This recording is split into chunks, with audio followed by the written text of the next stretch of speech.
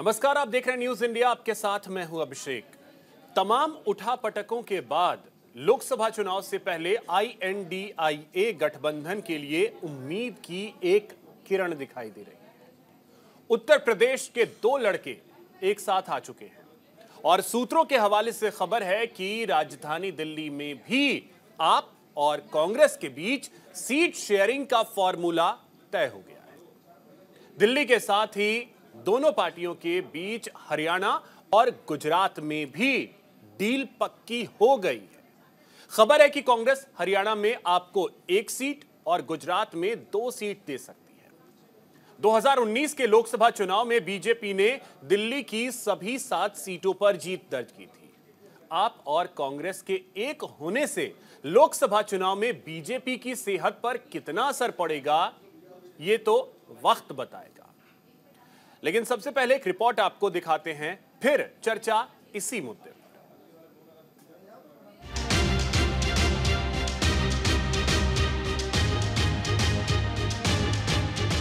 2024 लोकसभा चुनावों में अब ज्यादा समय नहीं बचा है। चुनाव के मद्देनजर सभी राजनीतिक दलों ने अपनी तैयारी शुरू कर दी है। जहां एक तरफ बीजेपी एक के बाद एक दलों को अपने साथ ला रही है, तो वहीं विपक्षी महागठबंधन इंडिया में अभी तक सब कुछ ठीक नहीं चल रहा था। बिहार सीएम नीतीश कुमार के बाद जयंत चौधरी ने भी गठबंधन का साथ छोड़ दिया था।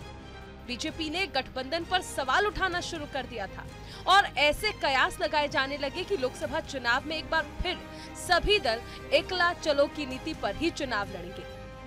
लेकिन इंडिया गठबंधन के लिए पिछले 2 दिनों से अच्छी खबरें आ रही हैं। यूपी में जहां सपा और कांग्रेस के बीच सीट शेयरिंग का फॉर्मूला तय हो गया, वहीं दिल्ली में भी आम आदमी पार्टी और कांग्रेस के बीच सीट शेयरिंग पर मुहर लगने की खबरें हैं। सूत्रों की माने तो दिल्ली में 4 सीटों पर आम आदमी पार्टी तो वहीं कांग्रेस 3 सीटों पर चुनाव लड़ेगी। इसके अलावा यूपी में सपा प्रमुख अखिलेश यादव राहुल गांधी की न्याय यात्रा में भी शामिल होंगे। इन खबरों से एक बार फिर राजनीतिक गलियारों में हलचल पैदा हो गई है।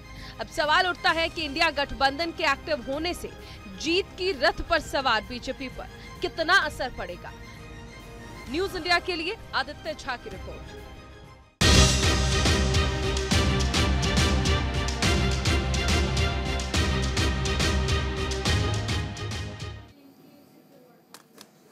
तो देखिए, यूपी में यारी, लेकिन अब बारी दिल्ली की है। और दिल्ली की अगर बात कर ली जाए तो वहां क्या वाकई में डील पक्की हो गई है, चर्चा इसी पे करेंगे। हमारे साथ एक बड़ा गेस्ट पैनल भी होगा। सबसे परिचय करवा दूं, हमारे साथ जुड़ेंगे पीयूष पंत जी, वरिष्ठ पत्रकार हैं, हमारे साथ जुड़ रहे हैं। साथ ही साथ हमारे साथ विक्रम लोहिया जी होंगे, कांग्रेस प्रवक्ता हैं। राज्यसभा से सांसद हैं कैलाश सोनी जी, वो हमारे साथ जुड़े हैं, उनसे हम बात करेंगे।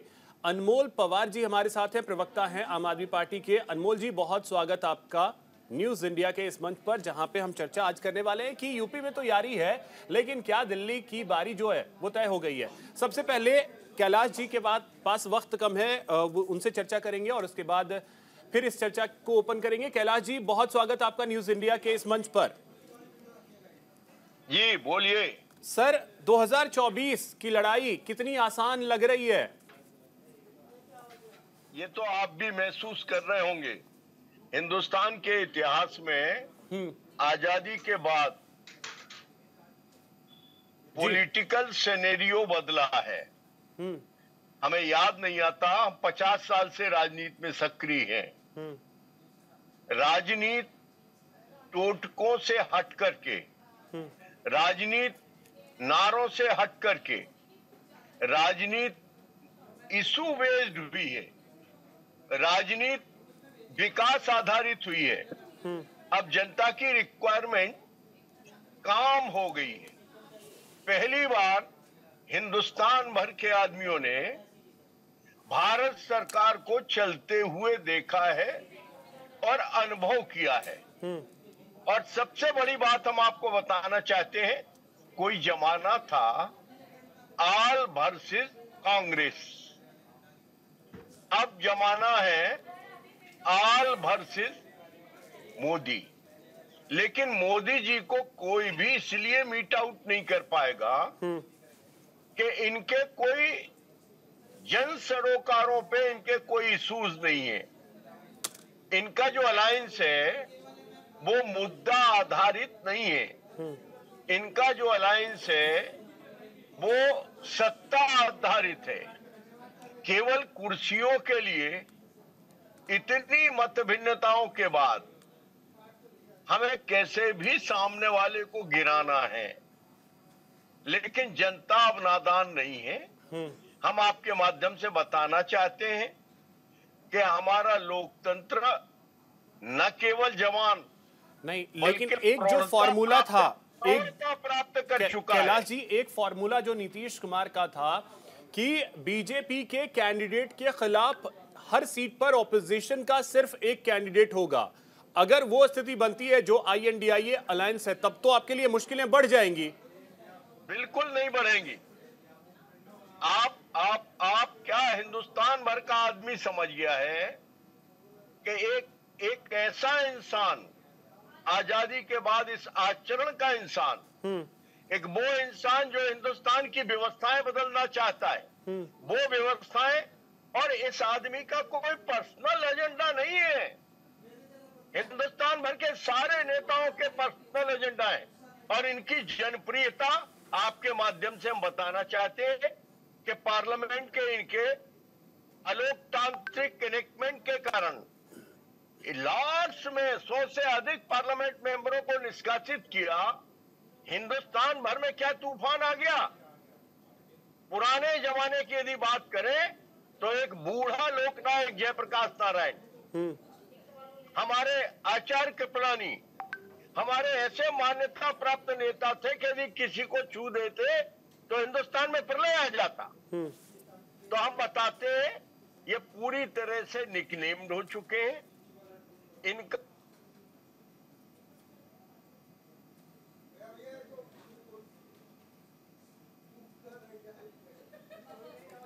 तो देखिए, कैलाश जी से बात कर रहे थे, लगता है कुछ तकनीकी समस्या है जिसकी वजह से कैलाश जी से हमारा संपर्क जो है वो टूट गया है। लेकिन कैलाश जी का ये कहना है कि 2024 में हमारे लिए समस्याएं जो हैं वो नहीं है। चलिए, बहरहाल अब चर्चा को हम शुरू करते हैं और चर्चा को आगे बढ़ाएंगे। विक्रम जी आपके पास आ रहे हैं, समझना ये चाहेंगे क्या बात बन गई है दिल्ली में? देखिए, निश्चित तौर पे इंडिया गठबंधन एक बहुत मजबूती के साथ आगे बढ़ रहा है। इस प्रकार से देश के अंदर एक मुहिम चलाई जा रही थी, एक अकेला सब पे भारी, लेकिन वो एक अकेला सब पे भारी देश के लिए बीमारी साबित हो गया। आज आप देखिए, भारतीय जनता पार्टी के 56 इंच के सीने की अगर बात करते हैं तो दूसरे दलों को तोड़ने का काम क्यों करते हैं? क्या इन्हें अपने मोदी जी पे विश्वास नहीं है?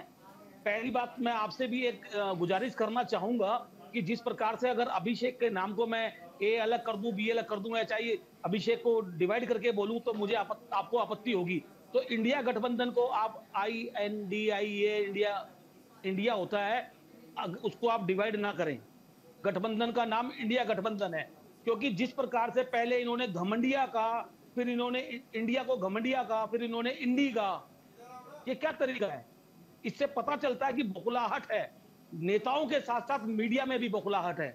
मैं बताना चाहता हूं कि कांग्रेस पार्टी राहुल गांधी जी की विचारधारा पे चलने वाली पार्टी है। हम लोगों ने श्री राम का आदर किया, हम लोगों ने हर धर्म का आदर किया। तो यानी कि दिल्ली में बात बन गई है। मेरा सवाल दिल्ली के लिए था। एक सेकंड में आपके पास फिर से आ रहा हूं। कैलाश जी एक बार फिर से हमारे साथ जुड़े हुए। कैलाश जी, समझना यही आपसे चाह रहे थे कि जो स्थिति फिलहाल है, विपक्ष का ये बहुत बड़ा आरोप रहा है कि बीजेपी के पास मुद्दे कम है। जो मुद्दे की सियासत है उससे बीजेपी भटकी हुई है, चाहे वो सिर्फ और सिर्फ राष्ट्रवाद और राम के मुद्दे, इसके अलावा कोई मुद्दा ही नहीं है आपके पास। बेरोजगारी पर आप बात नहीं करते हैं, आप महंगाई पर बात नहीं करते हैं, आप किसान आंदोलन इतना बड़ा हो रहा है उस पर बात नहीं करते हैं।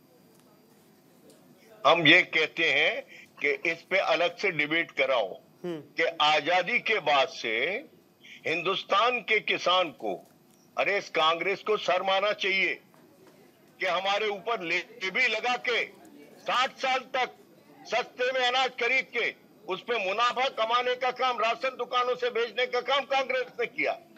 कांग्रेस टोटल अपना श्वेत पत्र जारी करे कि आजादी के बाद से हिंदुस्तान के किसान के पसीने की कीमत क्या चुकाई। अरे एक एक बोरे पे अभी माननीय मोदी जी के आने के बाद एक एक जींस पे 400 रुपया, 300 रुपया, 200 रुपया, आज तक इंडियन हिस्ट्री में कभी एमएसपी नहीं बढ़ाया गया। लागत का 1.5 गुना ये दिया जा रहा है। नहीं कैलाश जी, और आज किसान अभी एमएसपी पे गारंटी के लिए कानून की बिजली मांग है तो कर किसानी रहे हैं। हो रही है, आज खाद बीज है तो किसानी हो रही है, आज प्रधानमंत्री सम्मान निधि बिना कोई भेदभाव के इम्पैक्ट इसका हो रहा है जनता के ऊपर और किसान के ऊपर, और केवल 2 स्टेटों के लोग छोड़ करके। कौन शामिल है इसमें? किस किसान को तकलीफ है? अरे ये हिंदुस्तान की इकोनॉमी बिठाल के रख देंगे। ये डेमोक्रेसी में पूज्य महात्मा गांधी ने विरोध का अधिकार दिया है। तो ये क्या है, ये क्या पॉलिटिकली मोटिवेटेड है? सिद्धांतों के आधार पे तो कैलाश जी क्या, तो कैलाश जी क्या ये पॉलिटिकली मोटिवेटेड है? तलवार भाला लेकर के विरोध करेंगे, इसको जस्टिफाई करेगा अपोजिशन। वो केजरीवाल जाएंगे भोजन कराने ऐसे लोगों को। सबको मालूम है हिंदुस्तान नादान नहीं है, और अब हिंदुस्तान को बेवकूफ कोई नहीं बना सकता। चलिए बना सकता है कोई, यदि आदमी हक में कर सकता है तो आचरण कर सकता है। आचरण की जरूरत है। हम विरोध को कहना चाहते हैं कि भैया अपना आचरण सुधारो। ठीक है कैलाश जी, मैं फिर से आपके पास आता हूं। विक्रम जी, आप बोल रहे थे, लेकिन अब देखिए सवाल मेरा ये था कि दिल्ली में क्या सीट फॉर्मूला तय हो गया है? क्योंकि बहुत लंबे वक्त के बाद आपने यूपी में तो फॉर्मूला तय किया, जहां गठबंधन टूटते टूटते बचा है। आपके साथ भी खींचतान लंबे वक्त से चल रही है। दिल्ली को लेकर के फिलहाल खबर है कि बात तय हो गई है, इसके अलावा पंजाब पे फिलहाल कोई बात नहीं बनी है, तो ऐसे कैसे चलेगा सर? देखिए अभिषेक जी, निश्चित तौर पे हमारी फार्मूला है किस प्रकार से गठबंधन आगे बढ़ रहा है। एक एक बात को के माध्यम से सबको साझा किया जाएगा, दुनिया तक बात पहुंचाई जाएगी। निश्चित तौर पे आम आदमी पार्टी दिल्ली के अंदर कांग्रेस से मिलकर के चुनाव लड़ने जा रही है, और मैं आपको बता रहा हूँ इंडिया गठबंधन पूरे देश के अंदर मजबूती से चुनाव लड़ेगा। आज इसका सबसे बड़ा फैसला को देखने को मिला, प्रदेश के अंदर हमारा गठबंधन हो गया है। बिहार के अंदर भी फॉर्मूला तैयार हो चुका है, दिल्ली के अंदर फॉर्मूला तैयार हो चुका है। सारे राज्यों की आपको हम आने वाले समय के अंदर। ठीक है, अनमोल पवार जी, आम आदमी पार्टी 4 सीटों पर दिल्ली में चुनाव लड़ेगी, ये फिलहाल ठीक है। आता हूं सर आता हूं फिर से। अनमोल पवार जी, खबर यह है कि दिल्ली में आप 4 सीट पर मैदान में उतरने वाले हैं। पंजाब को लेकर के कुछ अपडेट है नहीं या नहीं सर अभी फिलहाल? निश्चित अनमोल जी, आपके लिए भी हम आपको अपडेट्स आपसे साझा करेंगे। ठीक, अब अनमोल जी को भी सुन लीजिए, आप अपने सहयोगी की भी बात अब सुन लीजिए सर। मैं विक्रम जी को वैसे सुन नहीं पाया, ऑडियो में कोई प्रॉब्लम था शायद। ठीक। गठबंधन पर चर्चा जो है वो सकारात्मक रूप से आगे बढ़ रही है और अभी अपने निर्णायक चरण में है, और समय की मांग है, क्योंकि निरंकुश, अत्याचारी और महाभ्रष्ट भारतीय जनता पार्टी के लोग आज तंग आ चुके हैं और वो एक विकल्प की तलाश कर रहे हैं। और हमें पूरा भरोसा है कि दिल्ली में जनता एक सकारात्मक विकल्प के तौर पे इंडिया अलायंस के कैंडिडेट को जिताएगी। और जैसा कैलाश सोनी जी कह रहे थे, मैं इनसे एक सवाल पूछना चाहता हूँ। हाँ पूछिए। बता सकते हैं कि इन्होंने, सरकार ने पिछले 10 साल में घराने से इंडस्ट्रियलिस्ट जो हैं उनका कितना कर्ज माफ किया है?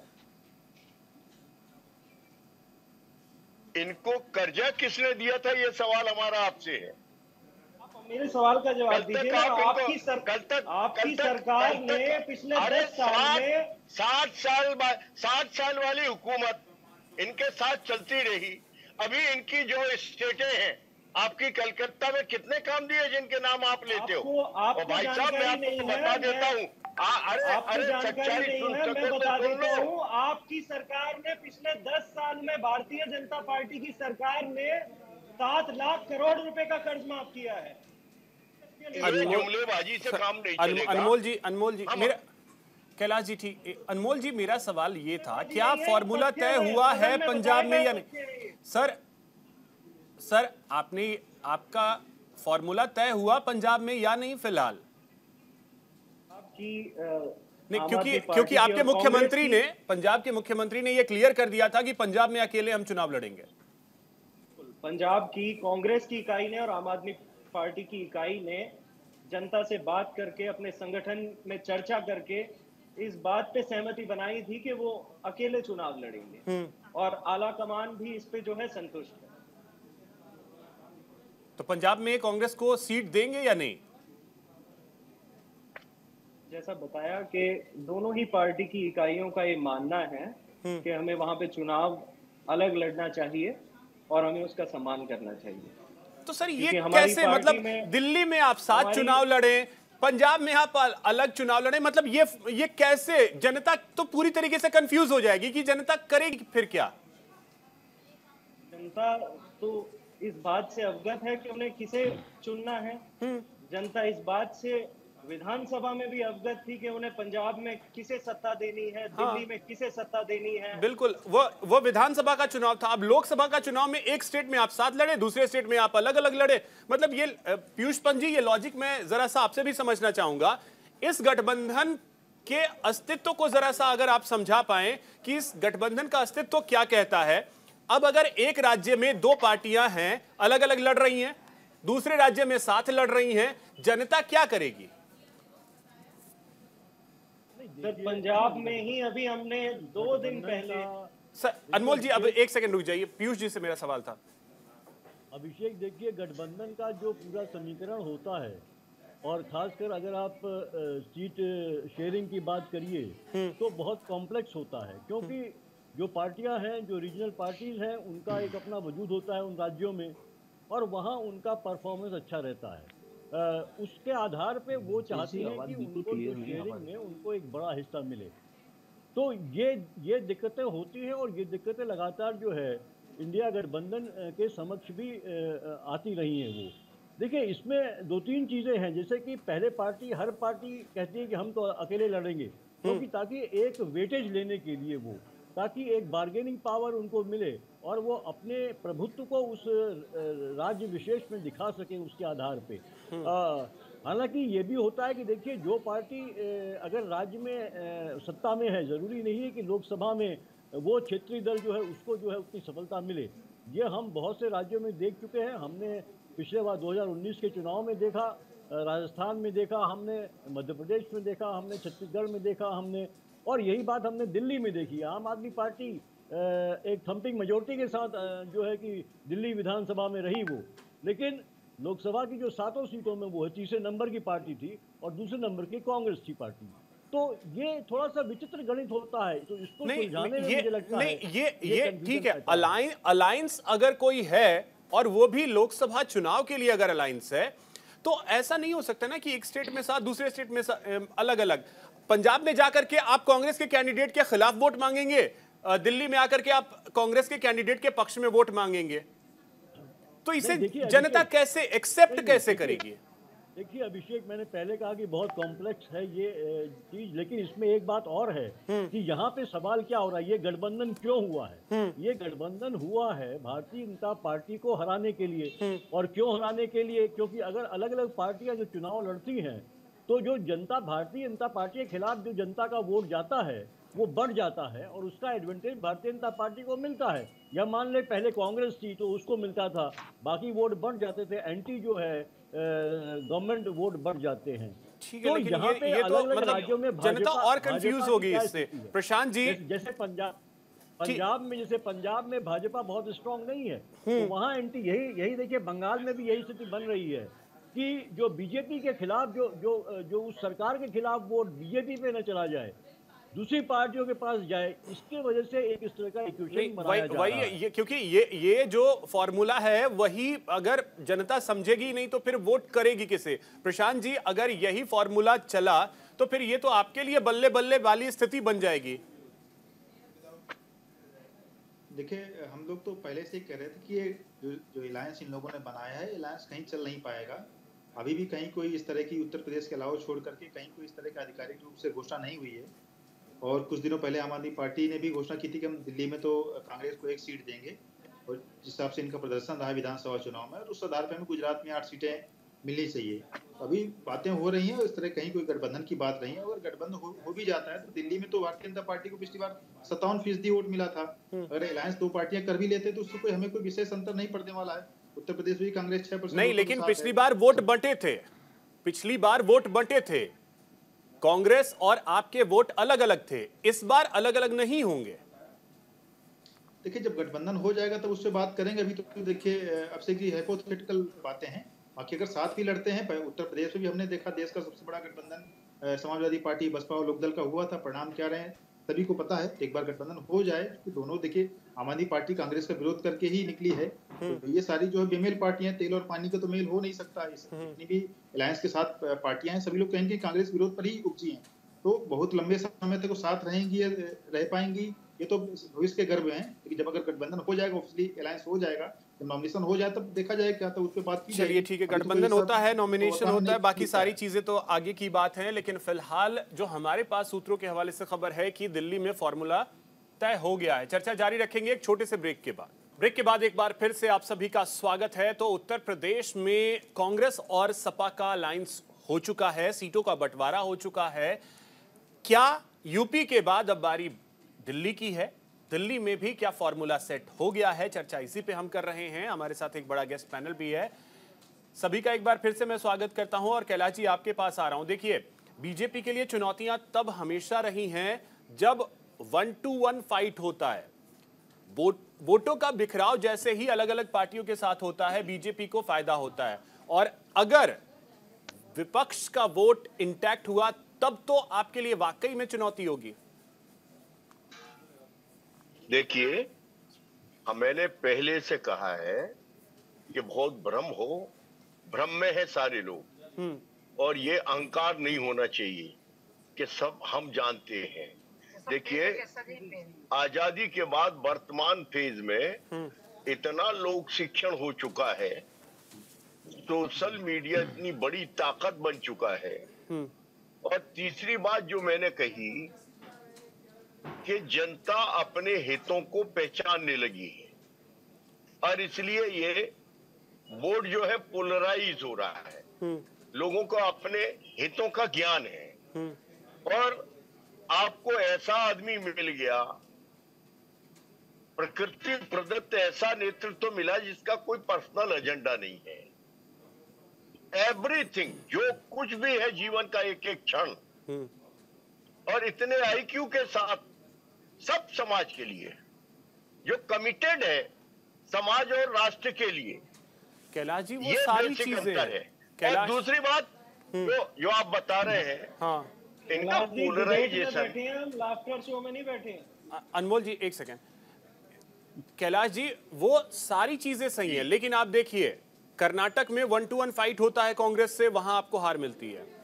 हिमाचल प्रदेश में 1-to-1 फाइट होता है, आपको हार मिलती है। लेकिन जैसे ही आप उत्तर प्रदेश में आते हैं, जहां कांग्रेस है, सपा है, बसपा है, वोटों का बिखराव हुआ, आप जीत जाते हैं। बिहार में आपको फायदा मिलता है, आरजेडी है, जेडीयू है, कांग्रेस है, आपको फायदा मिलता है।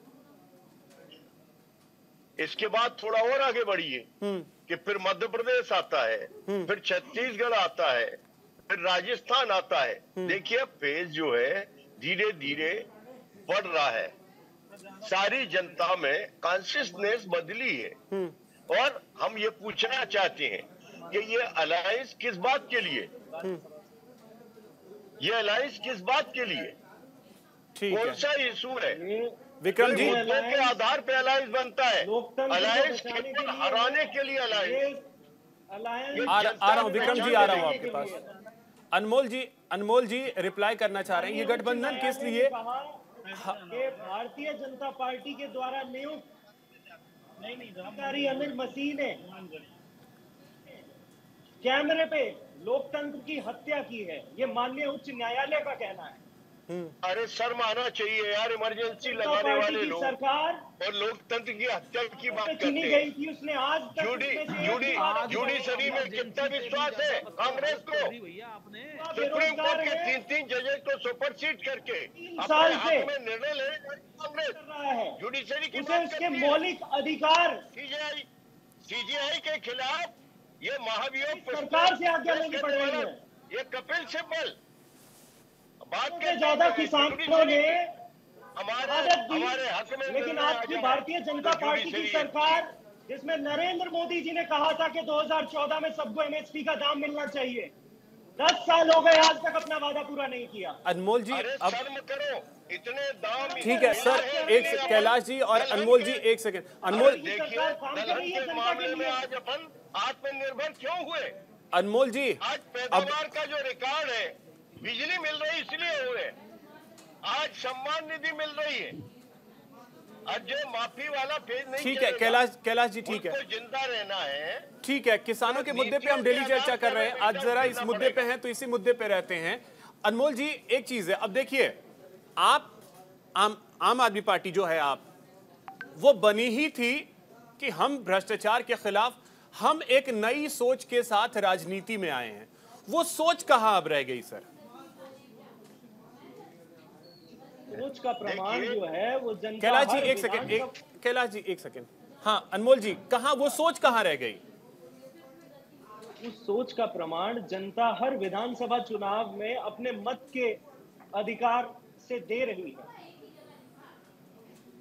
आम आदमी पार्टी को दिल्ली में लगातार 3 विधानसभा चुनाव जिताकर, पंजाब में प्रचंड बहुमत देकर, एमसीडी में दोबारा मोहर लगाकर ये सुनिश्चित कर दिया है तो कि आम आप आदमी दिल्ली में सत्ता में किनके खिलाफ आए थे? दिल्ली में आप सत्ता में किनके खिलाफ आए थे?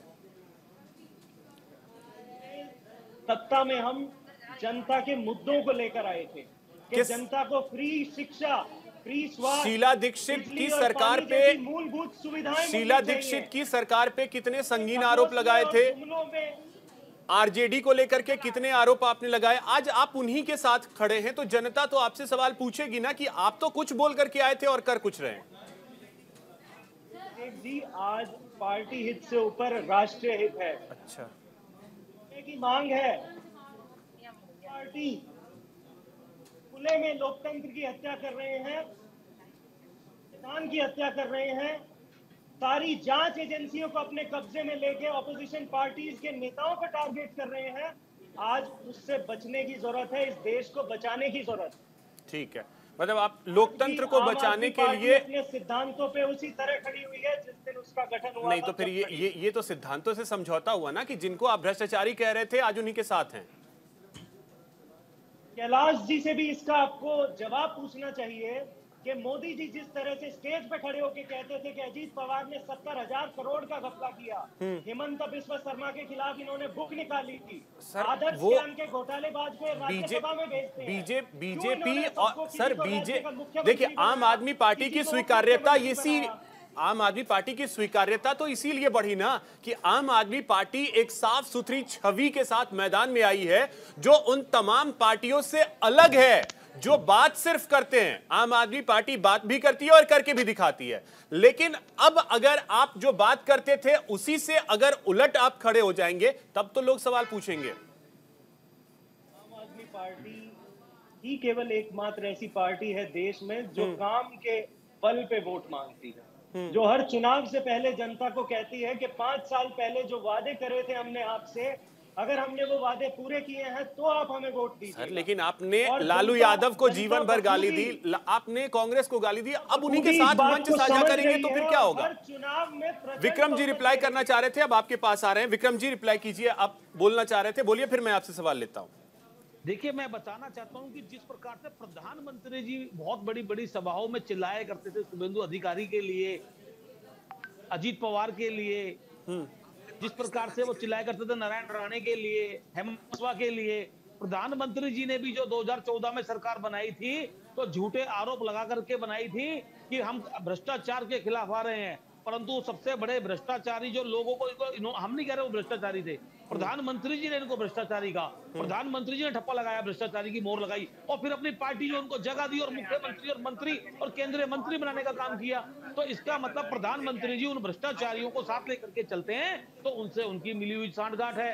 तो मैं ये बताना चाहता हूँ जिस प्रकार से सांसद महोदय जी बार बार बातें कर रहे थे मध्य प्रदेश की, राजस्थान की, छत्तीसगढ़ की, एक बाई इलेक्शन में इन्होंने उस कैंडिडेट को मंत्री तक बना दिया, शपथ दिला दी मंत्री की, और राजस्थान का चुनाव जीतने के बाद, मुख्यमंत्री बनने के बाद वो बाई इलेक्शन ही हार गए। क्यों हार गए? जवाब दे सकते हैं क्या? मुख्यमंत्री नहीं, मंत्री, करणपुर विधानसभा सीट, करणपुर विधानसभा सीट आपने मंत्री तक उसको बना दिया। हाँ, तो ये आपका मुख्यमंत्री होने के बावजूद वो आप वो सीट कैसे हार गए?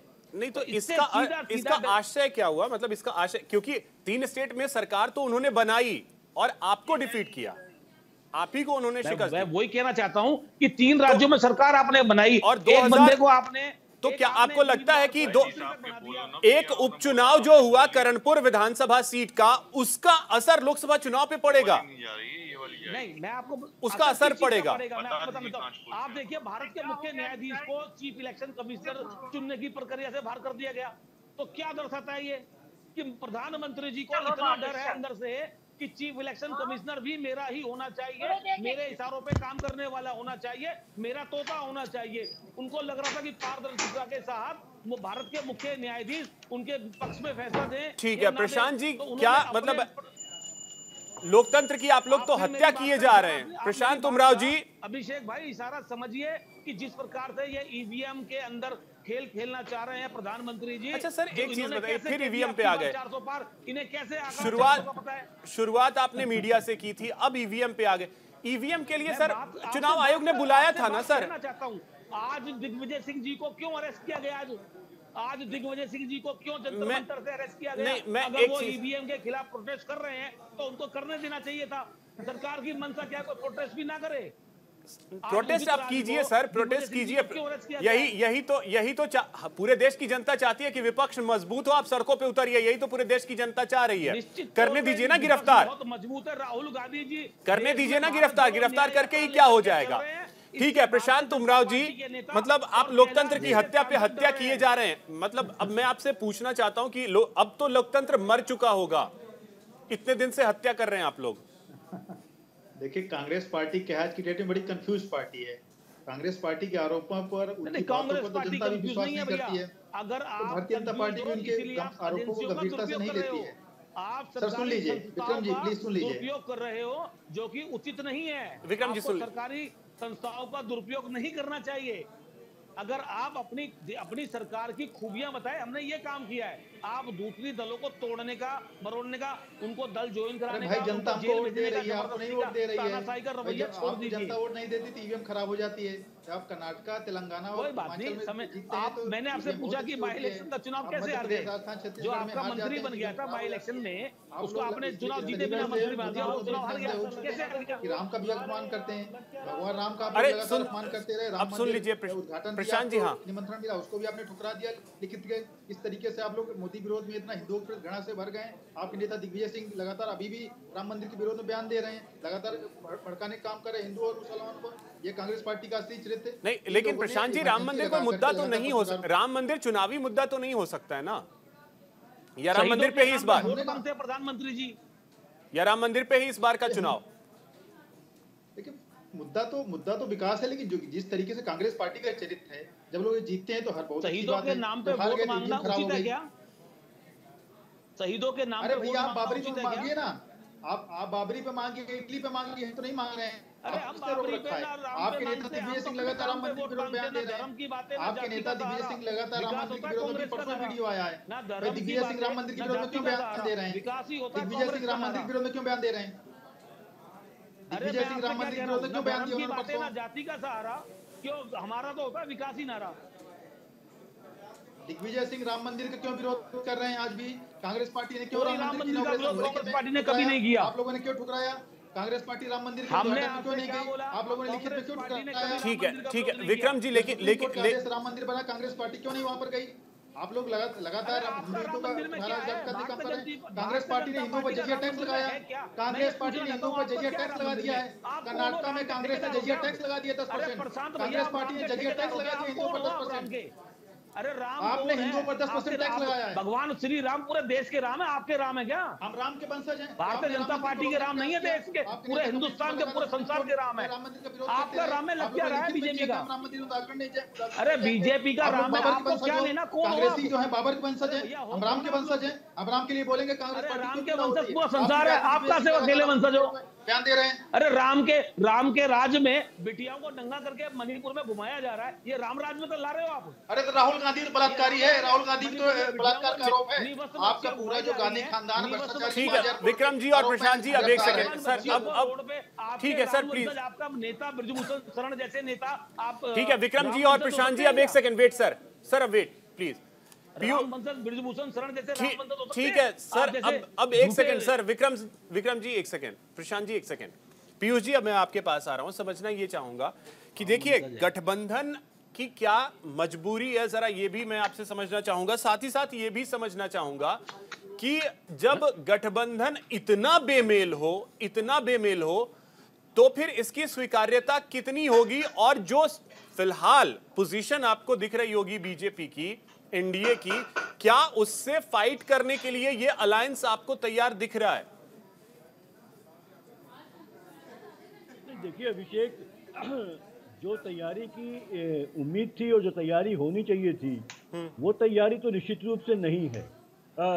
देखिए उसका उद्देश्य तो था, क्योंकि जो हालात देश के हैं और जिस तरह से जो केंद्र सरकार है जिस तरह से शक्तिशाली हो गई है, और उसके अपनी शक्तिशाली होने के तहत जो है जिस तरह से वो लोकतांत्रिक संस्थाओं को तहस नहस करती चली गई है, तो इससे ज़रूरी था कि इस सरकार को अपदस्थ करने के लिए जो है विपक्ष जो है एकजुट हो। इसलिए एकजुट हो क्योंकि विपक्ष अगर अलग अलग बटा रहता है तो निश्चित रूप से उसकी एडवांटेज सत्ताधारी पार्टियों को मिलती है, वो कोई भी हो। पहले कांग्रेस थी, आज के समय में भारतीय जनता पार्टी है, तो वो उसको एडवांटेज मिलती है। तो इसलिए लिहाजा ये ज़रूरी था, क्योंकि ये क्रूशल माना गया था कि 2024 का चुनाव देश के हालात को अगर बदतर होने से रोकना है तो उसके लिए विपक्ष को एकजुट होना ही पड़ेगा। इसकी शुरुआत हुई थी, लेकिन मुझे नहीं लगता कि जिस गति से काम होना चाहिए था, जिस समझदारी से होना चाहिए था, और जो बड़ी चुनौती भारतीय जनता पार्टी पेश करती रही है लगातार जो है, वो उसके हिसाब से जो है ये गठबंधन उतनी मजबूती से नहीं लड़ सका है, नहीं सामने आया है। और अब तो समय बहुत कम रह गया है, लेकिन फिर भी अभी जो जिस तरह की शुरुआत हो रही है, ये कहते कि साहब अब तो गठबंधन टूट ही जाएगा। और ऐसी नहीं, इसमें पीयूष जी एक दो चीज और मैं आपसे समझना चाहूंगा। देखिए बंगाल में टीएमसी अलग हो चुकी है, आप बिहार आइए, नीतीश कुमार जो इस गठबंधन के शायद अगुआ थे, शुरुआत उन्होंने ही की थी, वो अब इस अलायंस के साथ नहीं है। यूपी आ जाइए, यूपी में अखिलेश यादव से नाना करते करते आखिरकार हां हुई, लेकिन आरएलडी तब तक बाहर जा चुकी है। उसके अलावा आप देखिए कांग्रेस इकाई जो है उत्तर प्रदेश की, उसके अध्यक्ष अभी भी खुश नहीं बताए जा रहे। अजय राय को 25 सीटों के आसपास की बात थी कि 25 सीटें चाहिए, खुश नहीं है यूपी इकाई। तो इसका असर तो इलेक्शन पे पड़ेगा ही पड़ेगा, और इस गठबंधन पे पड़ेगा। और यूपी, बिहार और बंगाल में अगर आपको असर पड़ा तो फिर दिल्ली पहुंचिएगा कैसे? और निश्चित रूप से देखिए, मैंने आपसे पहले भी कहा था अभिषेक की, जो गठबंधन का जो एक धर्म होता है, कर्म होता है, और जो समीकरण होता है वो बहुत ही विचित्र होता है, और उसमें बहुत से जो है उतार चढ़ाव आते हैं, और उसको समझदारी के साथ आगे बढ़ाना पड़ता है। और इस तरह की चुनौतियां आती हैं। वो कोई भी चीज़ आप देखिए, अगर आपके रास्ते अलग अलग हैं और इकट्ठे आप डिसाइड करें कि एक ही रास्ते चलना है, तो कौन आगे जाएगा, कौन पीछे जाएगा, कौन किसको लंगी मार देगा, ये तमाम जो है कि खतरे होते हैं। और जो लोग अलग हुए हैं, मुझे लगता है कि देखिए वो उनकी कमजोरी है। इंडिया गठबंधन में जो वाकई जो लोग विश्वास करते हैं और जो लोग मजबूती से भाजपा का सामना करना चाह रहे हैं, वो एक साथ अभी भी बने हुए हैं। और जो लोग कमजोर थे, पीयूष जी कैसे ये कैसे कह सकते, क्योंकि अब आप देखिए नीतीश कुमार कितने प्रयास करते रहे, वो तब जाकर के उन्होंने ये कहा कि अब बहुत ज्यादा विलंब हो गया है। क्या कांग्रेस की उदासीनता आपको दिखी पिछले 1-2 महीने में? नहीं, देखिए उदासीनता नहीं कह सकते इस बात को। हाँ, कांग्रेस उस फुर्ती से नहीं रही साथ में जितना उसको रहना चाहिए था। लेकिन यहाँ तो सभी बराबर के पार्टनर थे ना। कांग्रेस पे ही क्यों बात आती है क्योंकि कांग्रेस तो बहुत कमजोर चीज थी। भले ही कांग्रेस राष्ट्रीय पार्टी है, लेकिन अगर ग्राउंड लेवल पे देखें, खासकर उत्तर भारत में, तो कांग्रेस सबसे कमजोर पार्टी है इस समय। तो इसलिए जो कि हर जो दल था उसकी एक जिम्मेदारी थी इस गठबंधन में।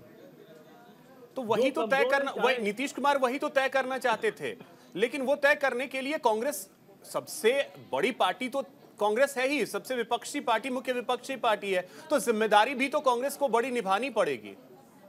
निश्चित रूप से। लेकिन देखिए, कांग्रेस को 3 चुनाव भी लड़ने थे, 3 राज्यों में चुनाव भी लड़ने थे, उसमें भी समय देना था। नीतीश कुमार को चुनाव नहीं लड़ना था, और नीतीश कुमार को जिम्मेदारी थी, उनको जिम्मेदारी सौंपी जानी भी थी, लेकिन वो बाद में जो है कहीं न कहीं जो वो पीछे हट गए उस बात को। तो नीतीश कुमार को लगा उनको उनका जेडीयू जो कहीं टूट न जाए, उनका जो विरोध हो रहा था जेडीयू के अंदर से, उसके तहत चलते चलते जो है उसमें जो प्रेशर पड़ा भारतीय जनता पार्टी का, वो कहीं नहीं जो है और कमजोर, मैं तो मानूंगा कमजोर है। जयंत चौधरी बहुत कमजोर निकले, जिनको कि समाजवादी पार्टी ने ज्यादा सीटें देने का ऑफर दिया। ऑफर क्या दिया, बातें तय हो गई थी, उसके बावजूद जो है और राज्यसभा भेजा उनको, उसके बावजूद जो है वो अलग हो गए। तो ये कमजोर व्यक्तित्व है, नीतीश कुमार का कमजोर व्यक्तित्व है। ठीक है विक्रम लोहिया जी, बहुत कमजोर व्यक्तित्व है। जिस व्यक्ति ने शुरुआत करी उसको हर हालत में आगे बढ़ाना चाहिए था। ठीक है विक्रम लोहिया जी, जिम्मेदारी आपकी बड़ी थी, लेकिन आपकी ऐसा लगता है जैसे सुस्ती, जिसके कारण ये स्थिति आज बनी है इस अलायंस की। नहीं तो आपको याद होगा पटना, बेंगलुरु, मुंबई, कितने शानदार तरीके से आपकी बैठकें हुई। देखिए, जिस प्रकार से नीतीश कुमार जी ने विधानसभा के अंदर एक बड़बोला बयान दिया, महिलाओं के प्रति एक गलत बयान दिया, कांग्रेस पार्टी कहीं ना कहीं अंदर से उस बात को महसूस कर रही थी कि नीतीश कुमार जी के वर्ड अच्छे नहीं थे। सर ये फिर इस वजह से वो अलायंस से बाहर गए, ये लॉजिक मत दीजिए सर। नहीं, मेरी पूरी बात सुन लीजिए ना, मेरी पूरी बात सुन लीजिए, मैं अपनी बात पूरी कंप्लीट कर लूं। हाँ, नीतीश कुमार जी जिस प्रकार से अपने बयानबाजियों में सुर्खियों में आ रहे थे, जिस प्रकार से वो एक गठबंधन को ही नुकसान पहुंचाने का काम कर रहे थे, तो उससे उनकी जो कार्यशैली थी, हमें उसमें कहीं ना कहीं शंका थी। और अच्छा हुआ कि वो वहां चले गए, क्योंकि मनोज तिवारी जी ने टीवी पे कहा था, आपको याद हो, चैनल पे, आपके चैनल पे भी कहा था मनोज तिवारी जी ने कि रात को अश्लील फिल्में देखते हैं और सुबह आकर के विधानसभा में बयान देते हैं। अब वो उन्हीं के साथ बैठ करके काम करेंगे, तो महिला विरोधी चेहरा दोनों पार्टियों का सामने सर ये मतलब बात को 360 कहां आप ले गए, ये मुझे भी समझ नहीं आया सर, लिटरली ये मुझे भी समझ नहीं आया। नहीं, मैं आपको जायज बात बता रहा हूं, आप समझने की बात करिए। नहीं, जिस प्रकार से नीतीश कुमार जी के बड़बोले बयान सामने आ रहे थे, नहीं तो उसी दिन आपने गठबंधन तोड़ दिया होता, उसी दिन गठबंधन तोड़ दिया होता कि नीतीश कुमार का ये बयान बहुत घटिया है, हम अलायंस से अलग करते हैं नीतीश कुमार को, कर दिया होता। सर ये लॉजिक शायद जनता भी नहीं समझेगी। ठीक है अनमोल पवार जी, अब मैं क्लोजिंग की तरफ बढ़ रहा हूं। अनमोल पवार जी, जिम्मेदारी हर पार्टी को अपनी अपनी तय करनी है इस बार के इलेक्शन में, और सबसे बड़ी बात यह है कि अगर आप पंजाब में अकेले अकेले लड़ लेते हैं, दिल्ली में साथ लड़ते हैं, जनता कितनी कंफ्यूज होगी और इसका असर पड़ेगा इलेक्शन पे या नहीं, आपको नहीं लगता? देखिए, जनता कंफ्यूज बिल्कुल नहीं होगी, बल्कि जो 1 महीने से प्रकरण चलता आ रहा है, छोटे से चुनाव में, पंजाब के चंडीगढ़ के मेयर के चुनाव में जनता ने देखा कि किस तरह से इंडिया अलायंस जो है उसने भारतीय जनता पार्टी को धराशाही कर दिया था। लेकिन उसके बाद यानी जनता कंफ्यूज नहीं होगी आपके अनुसार, अलग अलग लड़े या साथ लड़े? प्रयास किए गए भारतीय जनता पार्टी के द्वारा कि चुनाव ना जल्दी से अनमोल जी, मैं अब क्लोजिंग की तरफ बढ़ रहा हूं, तो जनता कंफ्यूज नहीं होगी आपके अनुसार? आपके अनुसार जनता कंफ्यूज नहीं होगी। ठीक है प्रशांत जी, आपको लगता है कि अगर यही स्थिति रही तो आपको बहुत फायदा होता दिख रहा है, कम से कम फिलहाल की स्थिति में?